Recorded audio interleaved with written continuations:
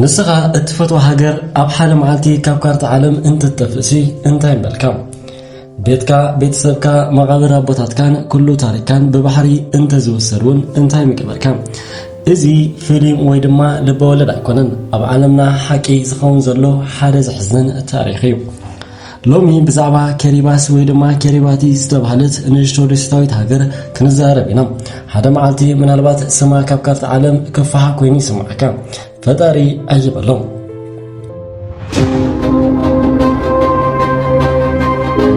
كريباس أماكل باسفيك كانوش تركب نشتو ديسيتاويت حاجر أماكل كتنا ماكرونوجيا كاب أستراليا حموش شح كاب نيولاند دما 4600 كيلومتر كاب عالم رحقات تركب صفحات مريتها دما 811 اسكر كيلومتر كوينجن أماكل ويكانوس زتوارته مريت اللوا بزحات سبات أب كارتا أقوى أي رخبانيم يخونن بر ليلاويت حاجر أبال حبرات حاجر دمايم زوا أستات 240 شحيو كاميرتا طال الله صفحات حدا كاميتيو 99.9 دما وكيانوسيو 3.5 مليون سكير كيلومتر صفحاتو وكيانوس بعلتو وانا كلن كهلوان زمنايا وكيانوس نايطفات مخنيات لومي كوين والو زا أب كاميرا فريم آتها تسائلة زلا وانا كتما تاروات بحال فلينتا كاريباس بوزحات ناشو دسيتات زتفلاليت هاجريا أب حانت دسيت نابكال دسيت مبصح أب قل جزي كساب 4000 كيلومتر قوزي زحاتت إذي زقرنقر مبزحتن دسيتات كابقت بحري أسين تحتاتين أب بزح بوتا كابقت بحري لألي 3 مترو طلعين إذن اتهاجر نعبي حدا جايزك العام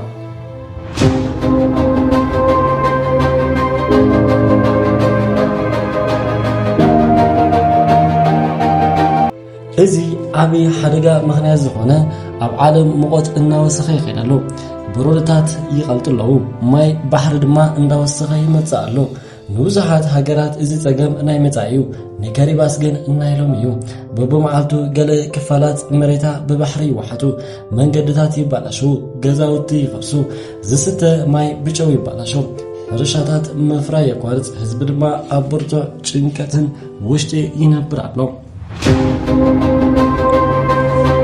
منجستي هاجرو كتف محانا أمينو مريت جزيو اسك حسوم هذا منجستي أبكال هاجر مريت انت جزيو اتمغنيات انت كهون يقل ني كريباس جن اتمغنيات عزيز حزني منجستا اتي بحري النواسا 5 خير استوعلو هذا معلتي مريتهم كسونو كم زخول عمينو سلزي كاب فيجي مريت وعل عتوا إزي ناي مرعا وي ناي نقدي نبرن إزي ناي حزبي هيوت مرحان وساني زنبرن كبري زلو وسدت إتي قداماي منستر كاريباس حادفولي حساب نبرو أب عالم فلوت زقبرو حزبنا كم سدتنيا كهادمو هيدلينا بتمرتن بمويا سلطينا منابكالوت هاجرات كخورينا دلي بزي من قدي سراح راهو هيوتهم يقتلو كبرهم دما يحلو إزي إتي كبر زلو وسدت تباهلو زفلت بوليسي نايت هاجر مكسي نقرقن حلمو خيتكبره مرت أركبو أب سلطان ولدم حدش تمرت منجستي جن نزي حساب يتقبلون منتاي عدنا قريفنا نسدد يزبل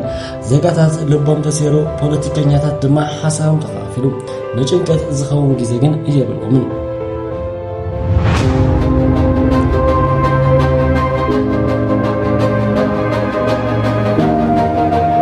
كله جن أيت سامعان اتوستانا نخلو يحقوسن بزحات أراغوين دما كم زيلو أبوتاتنا أبزي تقبيرهم يوم ባህልና ቋንቋና ታሪኽና ኣብዚ እዩ ሃገርና እንትጠፍእ ንሕና እውን ምሳይና እንጠፍእ እዚ ቃላት ንብዙሓት ሰባት ዝሕዘነን ዘብከይኒ ባህሪ ንህይወቶም እንዳቀየሮ ይመጽእ ኣሎ ኣብ ካሪባስ ባሕር ጥራይ ኣይኮነን ዝውስኽ ጨዋማ ማይ ናብ ውሽጢ መሬት ይኣትሎ ናይ ምስታይ ማይ ይባላሾ ሕርሻታት ይደርቁ ሕፅረት ምግቢ እውን የጋጥማሉ ብዙሓት ስድራ ቤት ገዛውቶም ገዲፎም ናብ ዋና ከተማ ይጓዓዙ ጀሚሮም ኣለዉ እታ ከተማ ድማ ካብ ዓቕማ ብስብ ትመልእ ኣላ ስራሕ ይሳን መንበሪ ገዛውቱን ይውሕዱ ናብራ እውን ድማ ይኸብድ ኣሎ ንዓለም ካሪባስ ሕቶ ኣቕሪባ ነይራ እቲ ሕቶ ድማ ሓንቲ ሃገር መሬታ እንተጠፍያ ህዝቡ ናብ ካልእ ሃገር እንተተበተነ እቲ ሃገር ገና ሃገር ዶ ትበሃል ወይስ ድማ ካብቲ ዓለም ሰማይ ስረዝ እዚ ሕቶ ክሳብ ሕጂ ሙሉእ መልሲ ዘይተረኽበ ኣብ ዓለም ለኻዊ ጉዳይ እዩ ቻይና ኣሜሪካ ኣውስትራልያ ኣብ ካሪባስ ዝገብሮ ዘለዋ ውድድር እታ ንሽቶ ሃገር ንምንታይ ንሓያላን ኣገዳሲት ኮይና ከምኡውን መጻእ ዕድላ እንታይ ከም ዝመስል ንምንታይ እዛ ንሽቶ ሃገር ንዓበይቲ ሓያላን ኣገዳሲት ኮይና ዝብል ሕቶ የምጽእ። ካሪባስ ብመሬት ንሽቶ እያ ግን ብባሕራዊ ግዝኣታ ኣዝያ ዓባይ እያ። ኣብ ዙርያ ዝርከብ ዓብይ ባሕሪ ብዙሕ ዓሳ ባሕራዊ ሃብትን ኣገዳሲ መስመራት መጓዓዝያን ኣለዋ። ስለዚ ቻይና ኣሜሪካ ኣውስትራልያ ኒውዚላንድ ነዛ ሃገር ብቐረባ ይከታተላ። ውድድር ናይ ሓያላን ኣብ ዝሓለፈ ዓመታት ካሪባስ ምስ ቻይና ዝያዳ ርክብ ጀሚራ ነይራ። ቻይና መንገዲ ወደብ ማዕርፎ ነፈርቲ ካልእ መሰረተ ልምዓት ድማ ኣብ ካሪባስ ክትሃንጽ ጀሚራ ነይራ። በዚ ድማ ኣሜሪካ ኣብ ስከፍታ ኣትያ። ምክንያቱ ኣብ ፓሲፊክ ውቅያኖስ ዘሎ ስትራቴጂካዊ ቦታ ኣዝዩ ኣገዳሲ ስለ ዝኾነ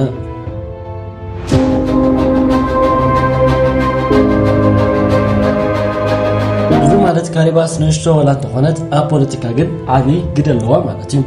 እቶም ህዝቢ ግን እንታይ ይደልዩ? እቶም ተወላዱ ካሪባስ ውድድር ሓያላን አይደሉም እዮም። ዝደልይዎ ሓደ ነገር ጥራይ እዩ፣ ሃገሮም ክትነብር። በቃ ንሶም ዝደልይዎ ሃገሮም ክትነብር እዩ። ደቆም ኣብ ሃገሮም ከዓብዩ ባህሎም ቋንቋኦምን ክሕልው እዮም ዝደልዩ። እንተኾነ ግን ናይ ተፈጥሮ ኣይመሓሮምን። ማይ ባሕሪ በብዓመቱ ይውስኸሉ። ካሪባስ ንዓለም ዝህቦ ትምህርቲ ዛንታ ካሪባስ ዛንታ ሓንቲ ሃገር ጥራይ ኣይኮነን፣ ንመላእ ዓለም መጠንቀቕታ እዩ። ኣየር ንብረት ምዝቕየር ቀዳሞት ዝግድኡ እቶም ንኣሽቱን ድኻታትን ሃገራትን እዮም።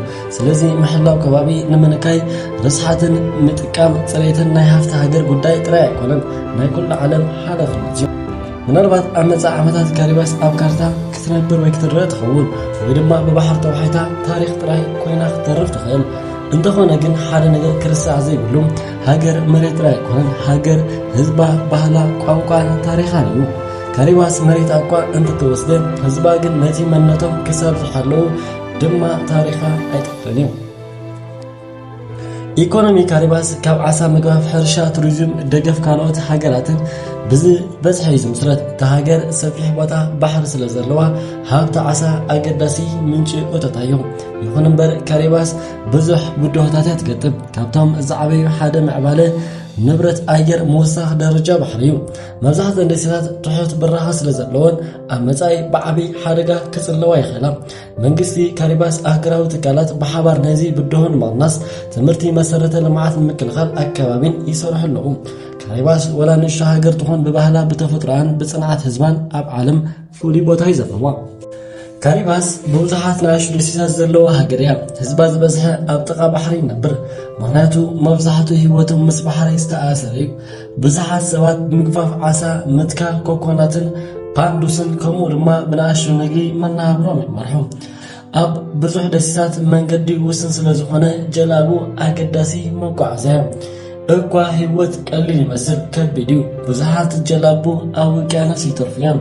መሰረታዊ ነገር ክርቢት፣ መድሃኒት፣ ፀባ፣ ናይ ቆልዑ ነዳዲ ክሳን ከሎ ንኣሽቱ ጀኔሬተር ብምስኣን ነዳዲ ስርሖም የቋርፁ። እቲ ሃገር ድማ ፀልማት ትኸውን ማለት ዓበይቲ ናይ ፅዕነት መራኸብ ብነዳዲ ወይ ብቴክኒክ ፀገም ምሕላፍ ምስ ዝድንጋይ ዘጋጥም። ህዝቢ ካሪባስ ብሓባር ይተሓገዝ እዩ። ባህልን ልምድን ድማ ኣጽንዑ ይሕሉ። ህዝቢ ካሪባስ ንባህልን ልምዱን ኣዝዩ የኽብሮ። ስድራ፣ ቤተሰብን ሕብረተሰብን ኣብ ህይወቶም ዓብይ ቦታ ኣለዎ። ኣብ ዓበይቲ በዓላት፣ መርዓት፣ ካልኦት ማሕበራዊ ፍጻመታት ድማ ብሓባር እዮም ዝርከቡ። ካብ ዝፍለጡ ባህላዊ ስነ ጥበባቶም ሓደ ውዑዕ ሳዕስዒት እዩ። እዚ ሳዕስዒት እንቅስቃሴ ኣእዳውን ኣካላትን ብምጥቃም ታሪኽን ስምዒትን ይገልጹ። ብዙሕ ኣባይቶም ካብ ኮኮናትን ገረብ ካልኦት ባህላዊ ጥረ ነገራት እዮም ዝሰርሑ። ምግቦም ድማ ብብዝሒ ዓሳ፣ ኮኮናትን ፍረን ባሕርን ዝተመስረተ እዩ። እዚ ባህሊ ህዝቢ ካሪባስ ማንነት ዝህቦ ኣገዳሲ ክፋል እዩ። ስለዚ ካብ ወለዶ ናብ ወለዶ ብጥንቃቄ ዘመሓላልፍዎ። ቤተሰብ ንሎሚ ኣዳሂናልኩም ዝነበርና መደብ ብዛዕባ ንእሽተይ ሃገር ካሪባስ እዩ። ስለዚ ነዚ ሓሳብ እዚ እንተፈቲኽሞ ደገፍኩም ኣይተቋርፁ። ላይክ፣ ሰብስክራይብ ኣይትረስዑ። ዳሕን ኩኑ።